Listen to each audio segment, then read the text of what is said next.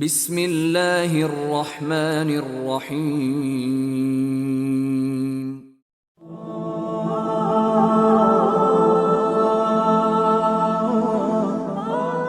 حضرت ابو سعید مالک بن ربیعہ رضی اللہ تعالیٰ عنہ سے روایت ہے،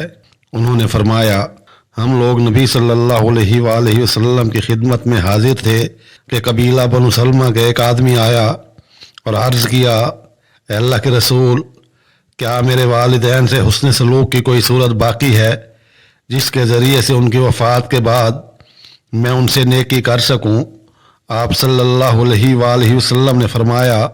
ہاں، ان کے لیے دعا کرنا، ان کے لیے اللہ سے بخشش کی درخواست کرنا، ان کی وفات کے بعد ان کے وعدے پورے کرنا جو وہ زندگی میں پورے نہ کر سکے ہوں، ان کے دوستوں کا احترام کرنا اور ان رشتہ داروں سے صلہ رحمی کرنا جن سے تعلق صرف ان کے واسطے سے ہے۔ حضرت عائشہ رضی اللہ تعالی عنہا سے روایت ہے، انہوں نے فرمایا کچھ اعرابی نبی صلی اللہ علیہ وآلہ وسلم کی خدمت میں حاضر ہوئے اور انہوں نے کہا، کیا تم لوگ اپنے بچوں کو چومتے ہو؟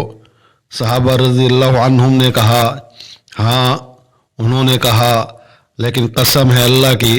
ہم تو اپنے بچوں کو نہیں چومتے۔ نبی صلی اللہ علیہ وآلہ وسلم نے فرمایا، یہ میرے اختیار کی بات تو نہیں، جب اللہ نے تمہارے اندر سے رحم کا جذبہ سلب کر لیا ہے۔ حضرت انس بن مالک رضی اللہ تعالیٰ عنہ سے روایت ہے، انہوں نے فرمایا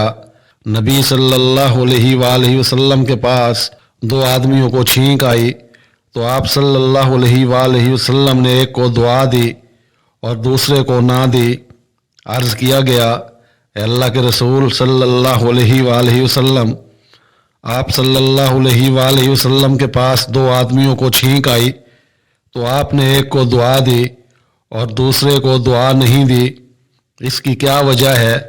آپ صلی اللہ علیہ وآلہ وسلم نے فرمایا، اس نے اللہ کی تعریف کی تھی جبکہ اس نے اللہ کی تعریف نہیں کی۔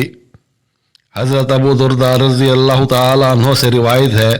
انہوں نے نبی صلی اللہ علیہ وآلہ وسلم سے سنا، آپ صلی اللہ علیہ وآلہ وسلم فرما رہے تھے، باب جنت کا درمیانی دروازہ ہے، چاہے اس دروازے کو ضائع کر لو چاہے محفوظ کر لو۔